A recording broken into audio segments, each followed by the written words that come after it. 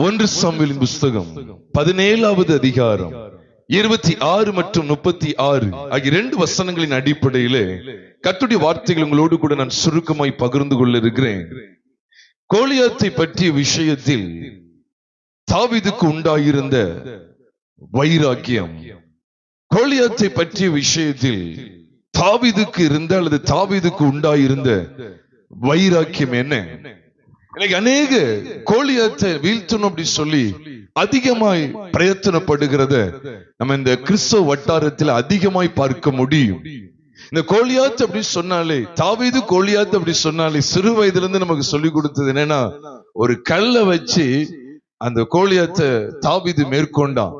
ஒரு பெரிய கொடிய அரக்கணம், 10 அடிகளுக்கு 10 அடிக்கு மேல உள்ள ஒரு கொடிய ஒரு அரக்கனை போல, ஜைஜாண்டிக் பிகர் அப்படி சொல்லலாம். அப்படிப்பட்ட ஒரு பிரம்மாண்டமான தோற்றத்தில் உள்ள கோலியாத்தை தாவீது மேற்கொண்ட விஷயத்தை அநேக செய்திகளிலே அநேக விதமான வெளிப்பாடுகளாய் நாம் பார்த்தது உண்டு. ஆனா இன்றைக்கு உங்களோடு கூட கோலியாத்தை பற்றிய விஷயத்துல தாவீதுக்கு இருந்த வைராக்கியத்தை உங்களோடு கூட நான் பகிர்ந்து கொள்ள இருக்கிறேன். அதற்கு ஆதாரமாக 1 சாமுவேல் 17வது அதிகாரம் 26வது வசனத்தையும் 27வது வசனத்தையும் நாம் பார்க்கும்போது, தாவீதுக்கு இருந்த ஒரு பெரிய தாக்கம் அல்லது தாவீதுக்குள்ள இருந்த ஒரு பெரிய வைராக்கியம் என்ன அப்படி சொன்னா, அந்த மனுஷன் விருத்த சேதனம் இல்லாத மனுஷன். அதனாலதான் 26 மற்றும் 36 சேர்த்தே பாருங்க. அவன் பார்த்தது எல்லாம் என்னன்னா, விருத்த சேதனம் இல்லாத இந்த பெலிஸ்தன் ஏமாத்திரம். அது மாத்திரம் இல்ல, 36வது வசனத்தை பார்க்கும் போதும் விருத்த சேதனம் இல்லாத பெலிஸ்தனும் அவைகளில் ஒன்றை போல இருப்பான் என்று அவங்க சொல்லுகிறார். அது என்ன அவைகளில் ஒன்றை போல இருப்பான் என்றால், அந்த சிங்கத்தை, செத்து போன சிங்கத்தை போல, அந்த செத்து போன கரடிய போல அவன் மரணத்துக்கு ஒப்பு கொடுக்கப்படுவான் அப்படிங்கிறத இங்கு தாவீது வைராக்கியத்தோடு சொல்லுகிறதை நாம் பார்க்க முடிகிறது. பிரியமானவர்களே, இந்த சத்தியத்தினுடைய பின்னணி என்ன? தாவீது ஒரு கல்லை கொண்டுட்டு போய் ஜெயிச்சுட்டானா, அல்லது உண்மையாகவே அந்த கல்லை வைத்து மேற்கொள்வதற்கு முன்பாக தேவன் தன்னுடைய கரத்தில் கொடுத்திருந்த ஒரு சின்ன உபகரணத்தை கொண்டு அவன் ஜெயிக்கிறதற்கு முன்பாக அவனுக்குள் இருந்த சத்தியம் என்ன? அவனை எந்த சத்தியம் ஆட்கொண்டு விட்டது? அவனுக்குள்ள இருந்த ஒரு பெரிய தாகம் என்ன தெரியுமா?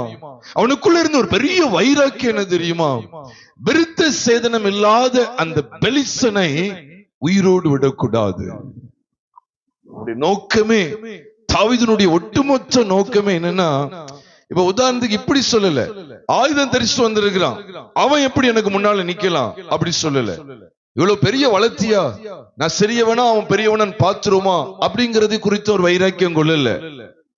அல்லது அவன் அந்நிய தேசத்தான், நான் இந்த இஸ்ரவேல் தேசத்தான், அவன் பெலிஸ்தியன், நான் இஸ்ரவேலன் அப்படிங்கிற அந்த வைராக்கியத்தை சொல்லல. இந்த தாவீதுக்குள்ள இருந்த ஒரு பெரிய ஒரு ஆதங்கம் என்ன அப்படின்னா, இந்த மனுஷன் விருத்த சேதனம் இல்லாதவன், விருத்த சேதனம் இல்லாதவன் தனக்கு முன்பாக நின்று பேசிக் கொண்டிருப்பதையோ அல்லது தேவனை நிந்திக்கிறதையோ அவனால பார்த்து கொண்டு நிற்க முடியவில்லை.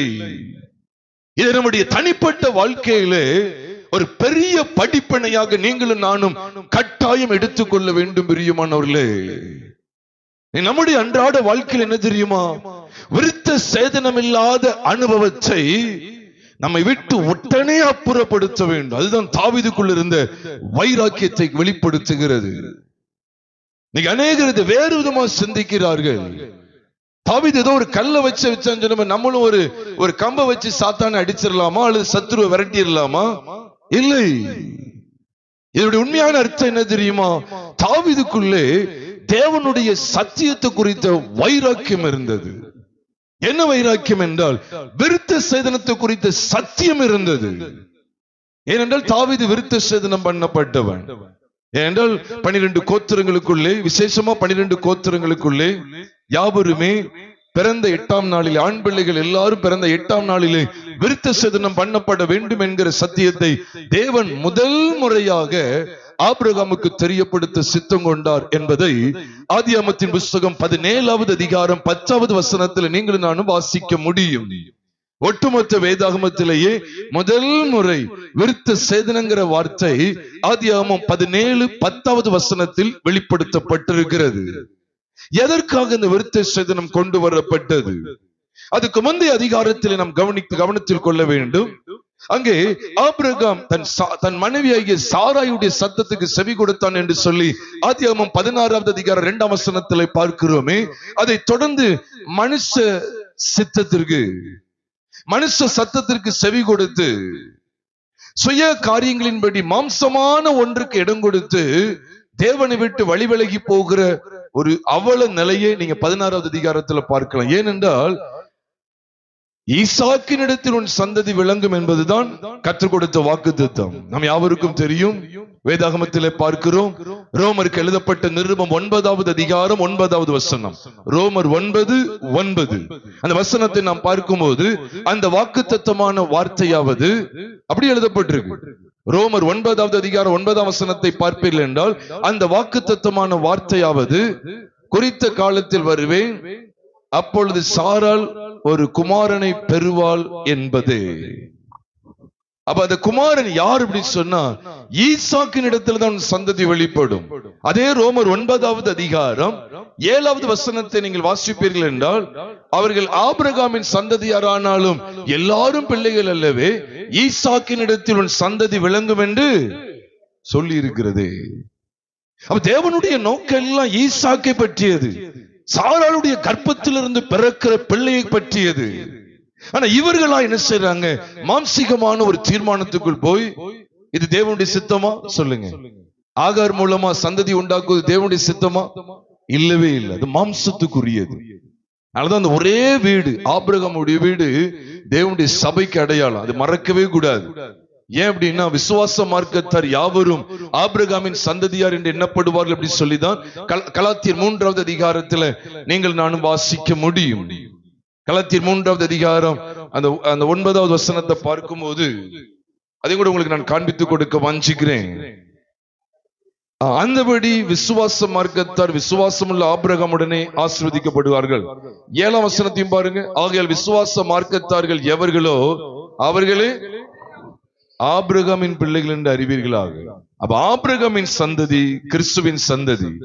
இதே கலாத்தியர் 3வது அதிகாரம் 16ஆம் வசனத்துல சந்ததிகளுக்கு என்று அநேகரை குறித்து சொல்லாமல் உன் சந்ததிக்கு என்று ஒருவனை குறித்து சொல்லி இருக்கிறார். அந்த சந்ததி கிறிஸ்துவே என்று வேதத்துல வாசிக்கிறோம். அப்ப ஆபிரகாமின் சந்ததி கிறிஸ்துவின் சந்ததி. அப்ப இதுல நம்ம என்ன வெளிச்சத்தை பார்க்கிறோம்? அப்ப ஆபிரகாமுடைய வீடு தேவனுடைய சபைக்கு அடையாளம். அந்த வீட்டுக்குள்ள குமாரன் என்கிற ஸ்தானத்துல ஈசாக்கு மட்டும்தான் பிழைத்திருக்க முடியும்.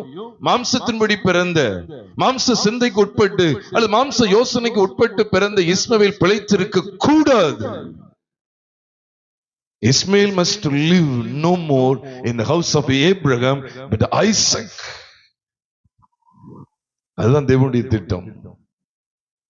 That's the purpose of God concerning the family of the seed of Abraham, that Isaac must live. ஈசாக்கு தான் பிழைத்திருக்க வேண்டும். எவ்வளவு ஒரு மென்மையான சத்தியத்தை வெளிப்படுத்துகிறார். அப்ப எதுக்காக இந்த விருத்த சேதனம் அப்படி சொல்லும்போது இவர்கள் மாம்சத்துக்கு இடம் கொடுத்தார்கள். தேவனுடைய வாக்குத்தத்தம் நிறைவேறுவதற்கு முன்பாக தேவன் தங்களிடத்தில் தெரியப்படுத்தின வாக்குத்தத்தம் பண்ணி இருந்த வார்த்தைகளின் நிறைவேறுதலுக்கு முன்பாக அவசரப்பட்டு மாம்சத்துக்கு இடம் கொடுத்து அவர்கள் சோரம் போகிற காட்சியை நீங்கள் பார்க்க முடியும். அது தேவனுடைய சித்தமே அல்ல. சில இடத்துல சொல்லிடுவோம், ஐயா அவனையும் ஆண்டவர் பெருக பண்ணுவேன்னு சொல்லி வாக்கு கொடுத்தாருன்னு சொல்லி, அதெல்லாம் பெர்மிசிவ் வில் ஆஃப் காட். ஆண்டவர் ஏதோ அனுமதிக்கிறார், அவ்வளவுதான். அவனை கொண்டு வர்றது தேவ திட்டம் கிடையாது. வெளிப்படுத்திட்ட, சரி உன் வித்தா இருக்கனால சரி அவனையும் ஆசீர்வதிக்கன்னு சொல்லி அவனுக்கும் ஒரு கிருபையை நான் கொடுக்க சொல்லி விடுறாரு ஒழிய அவருடைய விருப்பம் அது அல்ல. அவருடைய விருப்பம் அது அல்ல. தேவ பிள்ளைகள் கவனத்தில் கொள்ள வேண்டும். அதனாலதான் ஆதியாகமம் 17வது அதிகாரத்தில் விருத்த சேதனத்தை குறித்து பேசுகிறார். எதற்காக? பொதுவா விருத்த சேதனம் அப்படி சொன்னாலே எழுத்தின்படியான விருத்த சேதனம் என்ன? நுனித்தோல் அறுக்கப்பட்டு நீக்கப்படுவது. அது ஆண் பிள்ளைகளுக்கு செய்வது அந்த காலத்தினுடைய வழக்கம். சரி, புதிய ஏற்பாட்டு கால விசுவாசிகளுக்கு விருத்த சேதனம் உண்டா அப்படி சொல்லி கேட்டீங்கன்னா நான் ஏற்கனவே நிறைய தடவை சொல்லியிருக்கிறேன். செய்தியில நிறைய தடவை சொல்லியிருக்கேன், கட்டாயம் உண்டு. ஆனா எந்த விருத்த சேதனம் அப்படிங்கறத நீங்க கவனிக்கணும். கையால் செய்யப்படாத விருத்த சேதனம். வசன ஆதாரத்தை சொல்லுகிறேன், அடிக்கடி சொல்லக்கூடிய வசனம் தான் கொலோசையர் 2வது அதிகாரம் 11வது வசனத்தை யாரும் எடுத்துக்கொள்ளலாம். கொலோசியர் 2:11 சொல்லுது, அல்லாமலும் கிறிஸ்துவை பற்றும் விருத்த சேதனத்தினாலே மாம்சத்திற்குரிய பாவ சரீரத்தை களைந்து விட்டபடியினாலே கையால் செய்யப்படாத விருத்த சேதனத்தை அவருக்குள். எதனால செய்யப்படாத விருத்த சேதனம்? சத்தமா சொல்லுங்க. கையால் செய்யப்படாத விருத்த சேதனத்தை அவருக்குள் பெற்றீர்கள். அப்ப விருத்த சேதனம் இல்லைன்னு சொல்லக்கூடாது. நீங்க நிறைய பேருக்கு என்ன குழப்பம் தெரியுமா? அதையும் நான் கிளியர் பண்ணிடுறேன். ஐயா, கலாத்தியர் 6 அவர் சொல்றார். என்ன சொல்றாரு? கிறிஸ்து இயேசுக்குள்ள விருத்த சேதனமும் விருத்த சேதனமையும் ஒன்றுக்கு உதவாது, அல்ல மன்னிக்கவும் ஒன்றுமில்லை, புது சிஷ்ய காரியம் சொல்றார். நல்லா கவனிச்சுக்கங்க. இது 15ஆம் வசனத்துல சொல்றாரா? 15 16 6 15 16 6 15 சொல்றார் புது சிஷ்ய காரியம். உடனே நீங்க நினைச்சிட கூட விருத்த சேதனமும் இல்ல, ஒன்றுக்கு ஒன்றும் இல்ல, விருத்த சேதனம் இல்லாமையும் ஒன்று இல்ல அப்படி சொல்லிட்டாருன்னு நினைச்சிடாதீங்க. இது எழுத்தின்படியான விருத்த சேதனத்தை குறித்து தான் சொல்றார். கையினால செய்யப்படுற விருத்த சேதனமும் சரி, அதை செய்யாம இருந்தாலும் சரி, அது ஒரு பிரோஜனம் கிடையாதுன்னு சொல்லிட்டார். அதே போலதான் அதே கலாத்தியர் 5வது அதிகாரம் 6ஆம் வசனத்தில் நீங்க பாத்தீங்கன்னா, விருத்த சேதனமும் விருத்த சேதனம் இல்லாமையும் ஒன்றுக்கு உதவாது, அன்பினால் கிரியை செய்கிற விசுவாசமே. உடனே இங்கேயும் விருத்த சேதனமும் விருத்த சேதனம் இல்லாமையும் ஒண்ணுக்கும் உதவாதுன்னு சொல்லிட்டாரு. உடனே அதையும் இதை போட்டு குழப்பாதீங்க. பைபிள் எதைதான் அங்கீகரிக்கல அப்படின்னு கேட்டா, எழுத்தின்படியான விருத்த சேதனம் தான் வேண்டாம் சொல்றார். புதிய ஏற்பாட்டு சபைகளுக்கு, புது உடன்படிக்கையின் சபைகளுக்கு, உங்களுக்கும் எனக்கும் எழுத்தின்படியான விருத்த சேதனம் கிடையாது. மீண்டும் மீண்டும் அழுத்தம் கொடுக்கிறேன்.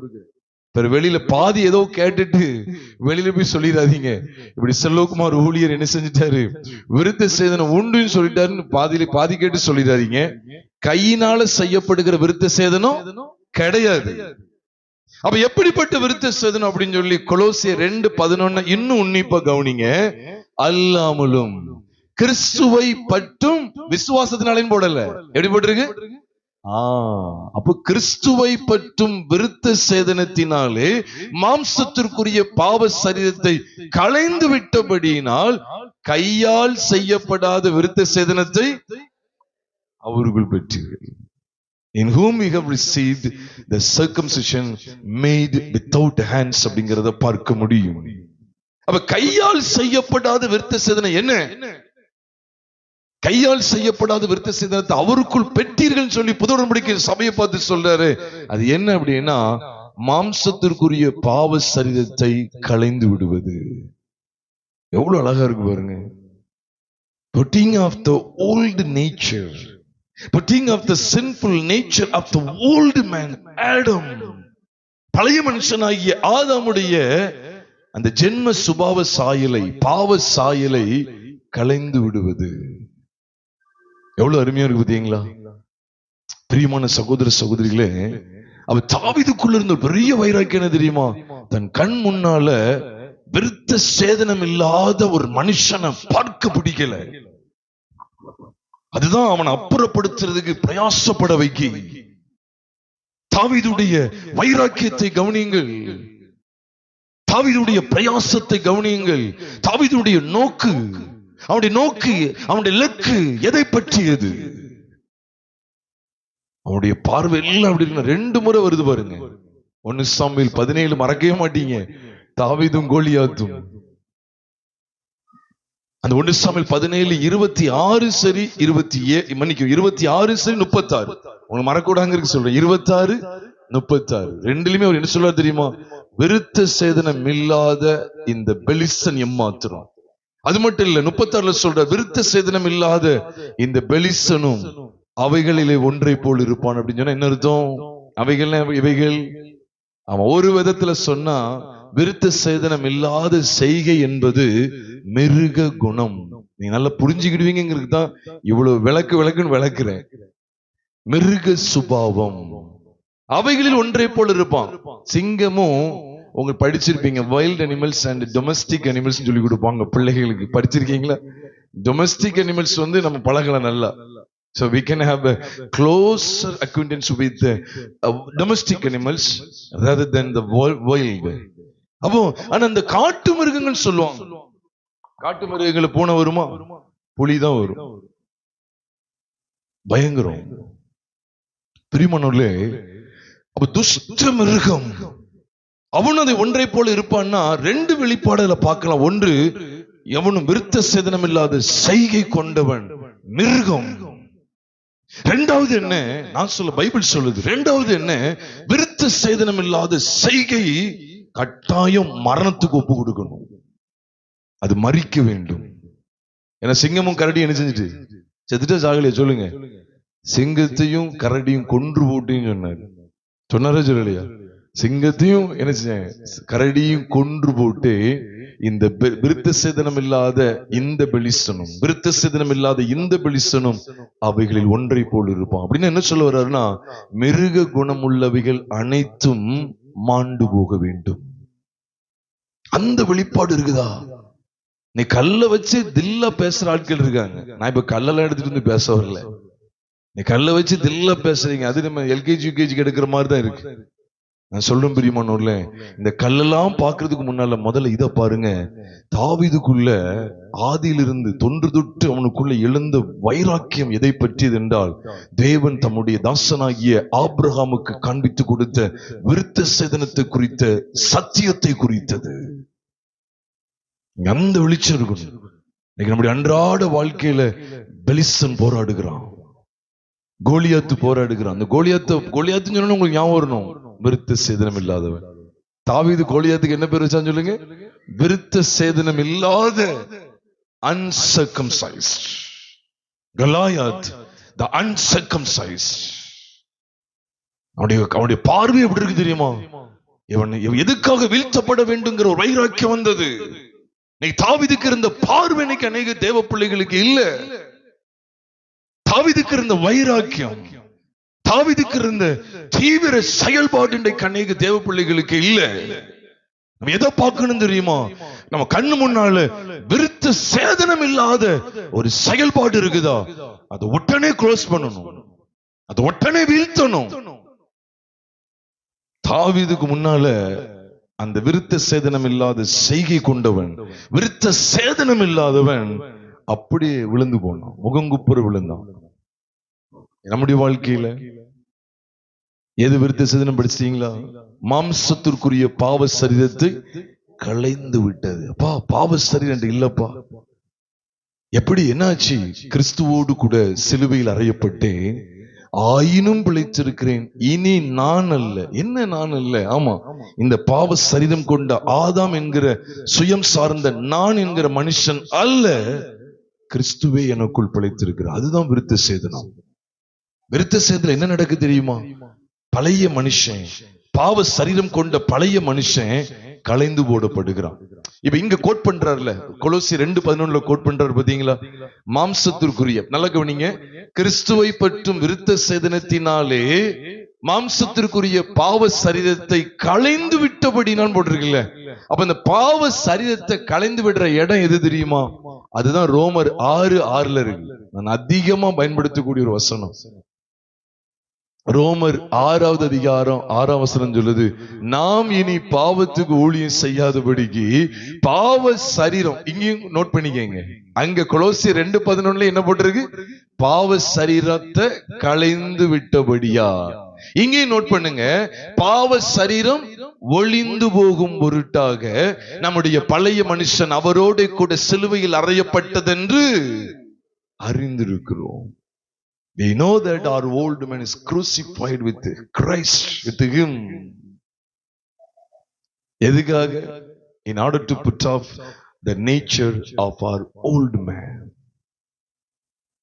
பாவ சரீரம், பாவ சரீரம், the body of sin. ஆங்கிலத்தில் பத்தி the body of sin இருக்கும். In order to put off the body of sin, in order to destroy, in order to annihilate the body of sin. By the truth we come to know that our old man is crucified with Christ. கிறிஸ்துவோடு கூட நம்முடைய பழைய மனுஷன் மாண்டு கிடக்கிறான், சிலுவையில் அறையப்பட்டு இருக்கிறான். பிரியமானவர்களே, அதுலதான் ஒட்டுமொத்த மாம்சீக வாழ்க்கையும் முடிவு கட்டப்படுகிறது. ஏன் கல்வாரியை குறித்து அதிகமா பிரசங்கிக்கிறோம்? நம்மகிட்ட போராடுறதுடைய போராட்டமே இது தெரியுமா? பயம் வருது. இங்க இருந்தா இங்க மாம்சத்தான் தூண்டுறான், எரிச்சல் வருது, மாம்சம் தூண்டப்படுது, பண ஆசை, பொருளாசை, பதவி ஆசை. என்னதான் சர்ச்சுக்கு போனாலும் நாடகம் பார்க்கணும், சினிமா பார்க்கணும், இந்த உலகத்துக்கு ஒத்த விஷயம் தெரியும், எல்லாம் இந்த மாம்ச சரீரத்துலதான் இருக்கு. அதான் பைபிள் சொல்லுது, இந்த மாம்ச சரீரத்தை கலைந்து விடணும். எப்படி விருத்த சேதனத்துல நுனித்தோல் அப்படி அறுக்கப்பட்டு அந்த பாடியில இருந்து வெளியேற்றப்படும், அதே போல நம்முடைய ஜீவியத்திலிருந்து பாவ சரீரம் நீக்கப்படுது. அதுக்கு பேர் தான் ஆவிக்குரிய விருத்த சேதனம். அதற்கு பேர் தான் கையால் செய்யப்படாத விருத்த சேதனம். மாம்சத்திற்குரிய பாவ சரீரத்தை களைந்து விட்டபடினா. இது எவ்வளவு அற்புதமான வாழ்க்கை பார்த்தீங்களா? ஆண்டவரை பற்றி கொண்டு நடக்கிறோம்னா இது ஒரு பெரிய அடையாளம். அப்ப தாவீதை பற்றிய விஷயத்தில் அல்லது கோலியாத்தை பற்றிய விஷயத்துல தாவீதுக்கு இருந்த அந்த இலக்கு, தாவீதிடத்தில் இருந்த அந்த நோக்கு, அந்த பார்வை என்ன? பெலிஸ்தனை வீழ்த்தி விட்டான் நினைக்கிறோமே, வீழ்த்துவதற்கு அவனுக்குள் உண்டாயிருந்த சத்தியத்தை குறித்து, எப்படிப்பட்ட சத்தியத்தை குறித்த வைராக்கியம் அந்த மனுஷனை வீழ்த்தும்படி நடத்தினது என்று சொன்னால், கிறிஸ்துவை பற்றும் விருத்த சேதனத்தை குறித்த முன்னிழல் அவனுக்குள்ள அதை குறித்த ஒரு முன்னிழல் இருந்துச்சு. உங்களுக்கு எனக்கு அந்த நிழல் இருக்குதா? முன்னிழல் அந்த அனுபவிக்கிறோமா? தாவீதுக்கு அதை அந்த ஆரம்பத்தில் அனுபவிச்சார். அவருடைய பார்வையில் என்ன? விருத்த சேதனை இல்லாத எதுவும் பிழைக்க கூடாது. இதான் தாவீதுக்குள்ள இருக்கிற வைராக்கியம். அப்ப அந்த கோலியாத்தை பார்த்தோன்னு அவனுக்குள்ள இருக்கிறது தான் விருத்த சேதனம் இல்லாதது நமக்கு முன்னால் இங்க நிக்க கூடாது. விருத்த சேதனம் இல்லாத இந்த பெலிஸ்தன் அவனுடைய பேச்சு மூச்சு எல்லாத்தையும் நிறுத்தி ஆக வேண்டும். அப்படிப்பட்ட வைராக்கியம் கொண்ட தாவீதுக்கள் எத்தனை பேர்! அப்படிப்பட்ட வைராக்கியம் கொண்ட தாவீதுக்கள் எத்தனை பேர்! நீ அதை சிந்திக்கிறோமா? நீங்க நிறைய விஷயங்கள்ல விருத்த சேதனம் இல்லாத கோலியாத் தான் நம்மகிட்ட இருந்து வெளிப்பட்டுக்கிட்டே இருக்கான். இன்னும் விருத்த சேதனம் இல்லாத கோலியாத் என்ன செய்யல? சாகல. கோலியாத்துக்கு பேரை பாருங்க, விருத்த சேதனம் இல்லாத பெலிஸ்தன். விருத்த சேதனம் இல்லாத பெலிஸ்தன். அவன்தான் எழும்பி பேசுறான், தேவனுக்கு எதிரடியா செயல்பட்டுக்கிட்டு இருக்கான், தேவனுடைய தெய்வீக சுபாவத்துக்கு எதிராக செயல்பட்டுக்கிட்டு இருக்கிறான். அவ எப்படிப்பட்ட வைராக்கியம் எனக்கு தேவை? விருத்த சேதனம் இல்லாத செய்கைக்கு எதிரடையாய் நிற்கணும். தாவீது அதை கண்டுபிடிச்சிட்டாரு. தாவீது கண்டுபிடிச்ச மத்தவங்க எல்லாம் பார்க்காங்க, அவன் சிறுவயது முதல் யுத்த வீரன். தாவீது யாரு? சவுல் பார்க்கிறார். அவ்வளவு பெரிய ராஜா இருந்தும் இது அறிவில்லை பாத்தீங்களா? சொல்ற, நீ இளைஞன், முன்னால் ஆகாது. அவன் சிறு வயது முதல் யுத்த வீரன் சொல்ல, நீ யுத்த வீரனா தானே அவனை பார்க்க. இந்த பார்வை சரியான பார்வையா இல்லை, சும்மா மேலோட்டமான பார்வை. இது என்ன பார்வை? மேலோட்டமான பார்வை. நீ வெளியே சும்மா பாக்குற. நீ சவுல் தான், நீ விழுந்து போன சவுல்கள் அப்படிதான் பார்த்து என்ன சொல்லிருக்காங்க, அப்படிதான் பிரசங்கம் பண்ணிட்டு இருக்காங்க. நீங்க அந்த பார்வையை பார்க்காது. அவன் பெரிய அரக்கன், கொடியன், இதே போல அவன் வாழ்க்கைக்கு விரோதமா வருவான், அதெல்லாம் இல்லையே. தாவீது அபிஷேகம் பண்ணப்பட்ட தாவீது. 1 சாமுவேல் 16:13 அவன் அபிஷேகம் பண்ணப்பட்டான்னு சொல்லி பாக்குறோம். அபிஷேகம் பண்ணப்பட்ட தாவீதுடைய பார்வையை பாருங்க. அவனுக்குள்ள மீண்டும் மீண்டும் எழுகிற வார்த்தைகள் இதுதான், விருத்த சேதனம் இல்லாத இந்த பெலிஸ்தன் எம்மாத்திரம், விருத்த சேதனம் இல்லாத இந்த பெலிஸ்தனும் அவைகளில் ஒன்றை போல் இருப்பான். அப்படி நோக்கெல்லாம் அதுதான். இன்னைக்கு உன்னை கொன்று நினைச்சுவேன், ஆகாயத்து பறவைகளுக்கு இறைய கொடுப்பேன் அப்படின்னு என்ன அர்த்தம் சொல்லுங்க? நீ இருந்த இடமே தெரியாம போகணும். நீ அந்த வைராக்கி இருக்கணும். பிரியமானவர்களே, கோபம், மூர்க்கம், பணாசை, பொறாமை, பெருமை, இந்த உலகத்தின் ஆசாபாசங்களை அனுபவிக்கும்படியாய் விரைந்து ஓடுகிறது. இந்த உலகத்துக்கு ஒத்த விஷயம் தரிப்பது, இந்த மாம்சத்துக்கே முக்கியத்துவம் கொடுத்து தேவனை விட்டு விலகி போவது, இப்படிப்பட்ட எதிரடையான காரியங்கள் எல்லாம் என்ன தெரியுமா? விருத்த சேதனம் இல்லாத வாழ்க்கை. விருத்த சேதனம் உள்ள வாழ்க்கைனா பைபிள் சொல்லுது, பாவ சரீரம் என்ன செய்யப்பட்டுட்டு, சத்தமா சொல்லுங்க, பாவ சரீரம் என்ன செய்யப்பட்டு, மாம்சத்துக்குரிய பாவ சரீரம் என்ன செய்யப்பட்டுட்டு கலைந்து போடப்பட்டு. சொல்லணுமா நினைக்காங்க? நம்ம எல்லாம் மேக்சிமம் சபைக்கு போறவங்கள இருக்கனால சொல்றேன், நீ சபைக்கு போற சொல்றாங்க. ஆனா வாழ்க்கையை எடுத்துக்கிட்டா விருத்த சேதனம் இல்லாத வாழ்க்கை, விருத்த சேதனம் இல்லாத பெலிஸ்தனோடு ஐக்கியப்படுகிற ஒரு வாழ்க்கை தான் இருக்கு. தாவீதுக்கு இருந்த வெளிப்பாட பாருங்க. இந்த கோலியாத்து கட்டாயம் கொல்லப்படணும். அத்தனை பேர் ஓடி போனாலும் சரி, நான் ஒருத்தன் இப்ப சொல்லி ஒரு மனுஷன் வைராக்கியம் பாராட்டினா, நீங்க அப்படிப்பட்ட ஒரு மனிதனை அல்லது ஒரு கூட்டத்தை தேவன் எதிர்பார்க்கிறார், தேடிக்கொண்டிருக்கிறார். நம்முடைய வாழ்க்கையில அன்றாட வாழ்க்கையில பார்க்கணும். ஒவ்வொரு நாளும் என் வாழ்க்கையில பார்க்கணும். பெலிஸ்தனுடைய சத்தம் கேக்குதான்னு பாருங்க. அவன் 40 நாள் பேசிக்கிட்டே இருக்கான். அப்படித்தானே போட்டிருக்கு. 40 நாள் வந்து வந்து நிப்பானா, பேசிக்கிட்டே இருக்கான். அந்த சத்தத்தை தான் கேட்டுக்கிட்டே இருக்காங்க. இன்னும் தாவீது மட்டும் வரலன்னு இன்னும் அதிகமா நாட்களை கேட்டுட்டு தான் இருப்பாங்க. இன்னும் கொஞ்ச நாட்கள் அவன் என்ன செய்வான் தெரியுமா? அவ்வளோத்தையும் விழுங்கி இருப்பான். 40 நாள் பேச்சு சும்மா வந்து வந்து சொல்லிட்டு இப்ப ஷோ காமிச்சுதான் இருப்பான்னு நினைக்கீங்க. அவன் எச்சரிச்சுட்டே இருக்கான். 40 நாள் ஆயிட்டு, இதுக்கு அப்புறம் அவ்வளவு விழுங்க போறான். விருத்த சேதனம் இல்லாதவனை விட்டு வைத்தா யாருக்கு ஆபத்து? இஸ்ரவேல் சபைக்கு தான் ஆபத்து. இஸ்ரவேலர்களாகிய உங்களுக்கும் எனக்கும் தான் ஆபத்து. இது சரியா அடையாளம் கண்டு கொண்டு ஒரு மனுஷன் எழுப்பினா பார்த்தீங்களா? இப்படிப்பட்ட தேவ தரிசனம் கொண்ட தாசர்கள், தாவீதுக்கள் கர்த்தருக்கு தேவை. ஆராய்ந்து பாருங்க பிரியமானவர்கள. நீங்க இப்படி நினைச்சாதீங்க. நீங்க எதுக்கு எடுத்தாலும் இந்த வசனத்தோடு ஜோடி சேர்த்துன்னு சொல்லாதீங்க. இதான் என் சொந்த கருத்து உள்ள கொண்டு வந்தேன்னா, வசனம் A to Z வசனம், வார்த்தை வார்த்தை வார்த்தை. அவனுக்கு நோக்கம் இல்லை என்னன்னா, விருத்த சேதனம் இல்லாத பெலிஸ்தன் பேசக்கூடாது. விருத்த சேதனம் இல்லாத பெலிஸ்தன் எனக்கு முன்னால நிக்க கூடாது. விருத்த சேதனம் இல்லாத பெலிஸ்தன் அவன் உயிரோடு இருக்க கூடாது. அவன் மாண்டு போகிறது மட்டுமல்ல, அவனுடைய உடல் கூட இருக்கக்கூடாது. அத்தனையும் பறவைகளுக்கு இரையாயிரணும்.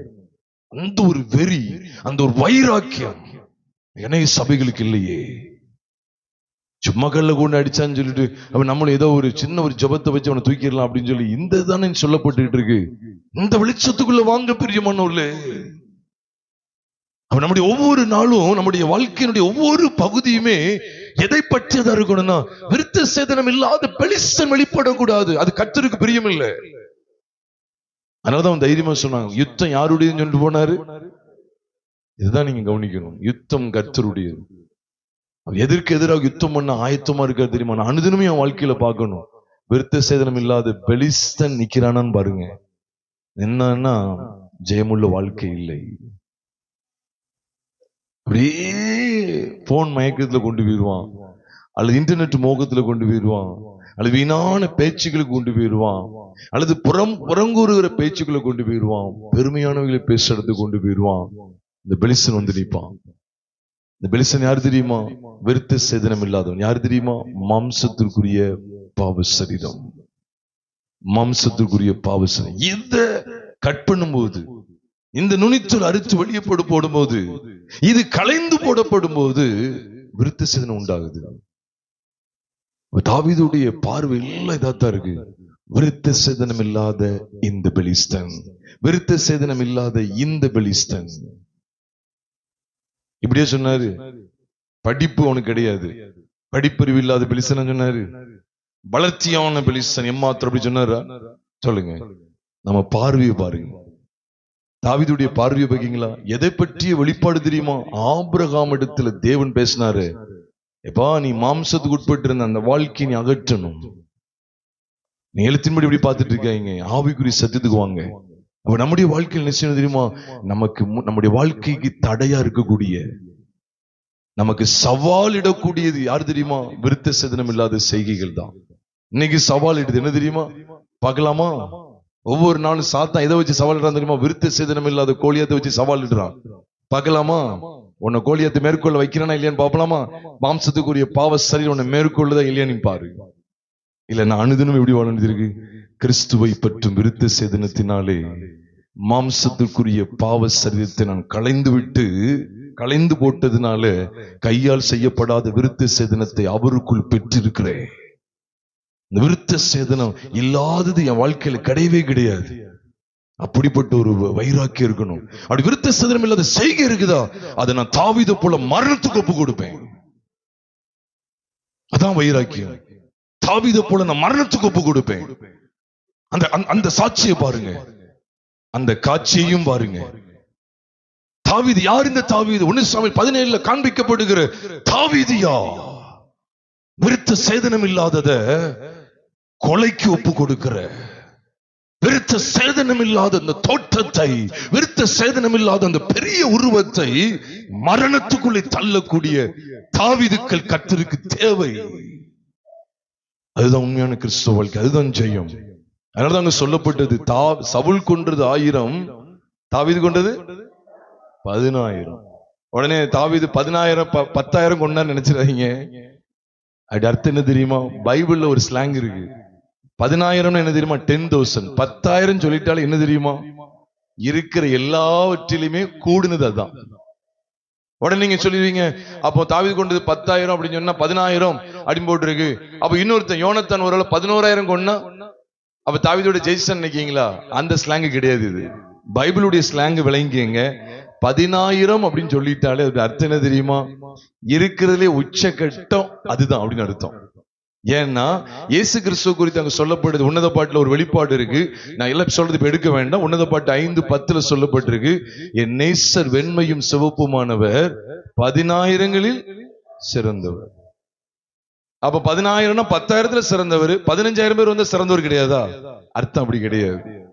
தாவீது யுத்தத்துக்கு போகும்போது 2 சாமுவேல் 18 சொல்றாங்க, நீர் எங்களில் 10,000 பேருக்கு சரின்னு சொல்றாங்க. எங்கிட்ட இருக்கிற அத்தனை சேனையிலையும் நீர் தான் சிறந்தவர் அப்படின்னு சொல்றதுக்கு, அத்தனையிலையும் சிறந்தவர் சொல்றதுக்கு எதை பயன்படுத்தி இருக்காங்க அது காலத்துல? 10,000. அதனாலதான் பவுல் கொரிந்தி சபைக்கு சொல்றாரு, இப்ப உங்களுக்கு 10,000 உபாத்தியர்கள் இருந்தாலும் அநேக தகப்பன்மார் இல்லையே அப்படின்னு சொல்றாரு. உடனே 10,000 அப்ப வந்து 10,000 பேரு அவனுக்கு கொரிந்தி சபைக்கு இருந்தாங்க அர்த்தமா? கிடையாது. அக்காலத்துடைய சொல் வழக்கு என்னன்னா 10,000 அப்படி சொல்லிட்டாலே அது உச்சகட்டத்துல இருக்கிறதுலே அத்தனையிலையும் அப்படின்னு அர்த்தம். அப்ப ஆண்டவர் வந்து சங்கீதம் 68 போட்டிருக்கு. உதாரணம் சொல்லிட்டே வர்றேன். 10,000 அந்த ரதங்களோடு வர்றாரு அப்படின்னு போட்டிருக்கு. அப்ப அவருக்கு வெறும் 10,000 தான் ரதம் இருக்கு, 20,000 ரதம் கூட இல்லை அப்படின்னு சொல்லி பரிதாபப்படணுமா? நம்ம இல்ல, உச்சகட்டத்துல எல்லா சேனைகளோடு வர்றாரு அப்படிங்கிற அதோட அர்த்தம் இதுதான். இந்த 10,000 விளையுங்க. அப்ப நான் இன்னொன்னு கேட்கிறேன், சங்கீதம் 91 உன் பக்கத்தில் 1000 பேரும் உன் வலது பக்கத்தில் 10,000 பேர் விழுந்தாலும் உன்னை அணுகாதுன்னா அப்ப 12,000 பேர் வந்தா உங்களை நம்மளை ஜெயிச்சிருவாங்களா? நீங்க தான் சொல்லணும். எனக்கு காரியம் அது கிடையாது. இருக்கிறதுலே உச்சகட்டமா உன்னை எதிர்த்து வந்தாலும் சரி, உலகத்துமே ஒட்டு மொத்தமா சேர்ந்து வந்து உன்னை எதிர்த்து வந்தாலும் சரி, உன்னை என்ன செய்யாது? அணுகாது. அதான் அதனுடைய அர்த்தம், வெளிப்பாடு. அதனாலதான் 10,000ங்கிற வார்த்தையை நீங்க பைபிள படிச்சு பாருங்க. இந்த வெளிப்பாடான காரியங்களுக்காக தான் அந்த காலத்துல சொல் வழக்க பயன்படுத்தி இருக்காங்க. பிரியமானவர்களே, அப்ப அந்த வேதம் என்ன சொல்லுது பாத்தீங்களா? வேதம் தாவீத அவ்வளவு மென்மையா சொல்லியிருக்கு. எப்போ 17வது அதிகாரத்துல கோலியாத்தை முறியடித்து திரும்பும் போது 18ஆம் அதிகாரத்துல ஸ்திரீகள் அப்படியே பாடி எதிர்கொண்டு வர்றாங்க. சவுல் கொண்டது 1000, தாவீது கொண்டது பாருங்க ஒட்டுமொத்தமான ஒரு பெரிய ஜெயத்தை தேவன் எந்த பகுதியில வெளிப்படுத்தி வைத்திருக்கிறார் என்றால், ஆபிரகாமுக்கு தெரிய காட்டின விருத்த சேதனத்தை குறித்த சத்தியத்துக்காக வைராக்கியம் பாராட்டின தாவீதை பற்றிய விஷயத்தில், தாவீதை பற்றிய விஷயத்தில் இருக்கிற இடத்தில் அப்படி நம் கண்களை மூடி கர்த்தரை நோக்கி பார்ப்போமா? ஆண்டவருடைய சமூகத்தில் நம்மை அர்ப்பணம் செய்து, ஆண்டவரே இந்த தாவீதை ஒரு விஷயம் நான் காணும்போது அவருடைய நோக்கம் எல்லாம் இதுதான். இதனால எனக்கு அது கிடைச்சிரும் இது கிடைச்சிரும் இல்ல, நோக்கம் எல்லாம் விருத்த சேதனம் இல்லாத இந்த பெலிஸ்தன் இங்க நிக்க கூடாது, அவன் உயிரோடு நீ இருக்கக்கூடாது. அந்த வைராக்கியம் எங்களையும் பற்றி பிடிக்கட்டும். இன்னும் மாம்சத்துக்கு இடம் கொடுத்து மாம்சத்தின்படியான பார்வை, மாம்சத்தின்படியான பேச்சு, மாம்சத்தின்படியான செய்கை என்று சொல்லி இந்த உலகத்துக்கு மாம்சத்துக்கு ஒத்த விஷயம் தரித்த வாழ்க்கை எல்லாம் போதும். கிறிஸ்துவை பற்றுகிற விருத்த சேதனத்தினாலே எங்களுடைய மாம்சத்துக்குரிய பாவ சரீரம் களைந்து போடப்படுகிறது. ஆண்டவரே, மகா பரிசுத்தம் உள்ள எங்கள் பரலோக தேவனை நாங்கள் உம்மை ஸ்தோத்திரிக்கிறோம். இதனால் எங்களோடு கர்த்தர் இடைப்பட்ட நல் வார்த்தைகளுக்காக ஸ்தோத்திரம். ஆண்டவரே, விருத்த சேதனம் இல்லாத இந்த பெலிஸ்தன் தாவீது மிக கூர்மையாக கோலியாத்தை உற்று கவனித்ததை நாங்கள் பார்க்கிறோம். விருத்த சேதனம் இல்லாத இந்த பெலிஸ்தன், ஆயுதம் தரித்த இந்த பெலிஸ்தன் அல்ல, விருத்த சேதனம் இல்லாத இந்த பெலிஸ்தன் நாங்கள் எங்கள் வாழ்க்கையில பார்க்கணும். ஆண்டவரே, அது என்ன? என் வாழ்க்கையில் விருத்த சேதனம் இல்லாத ஒரு செய்கை காணப்படுது, உடனே நான் மரணத்துக்கு ஒப்புவிக்கணும். என் பழைய மனுஷன் கிறிஸ்துவோடு கூட சிலுவையில் அறையப்பட்டிருக்கிறான் என்கிற அந்த வெளிச்சத்துக்குள்ளே நான் கடந்து வர வேண்டும். நன்றி செலுத்துகிறோம். தொடர்ந்து இந்த வெளிச்சத்துல நடத்துங்க ஆண்டவரே. இனி நான் அல்ல, கிறிஸ்துவே எனக்குள் பிழைத்திருக்கிறார் என்கிற இந்த மகிமையான வெளிச்சத்துக்குள் எங்களை நடத்துங்க. எங்களை முற்றிலுமாய் தாழ்த்தி ஒப்புக்கொடு.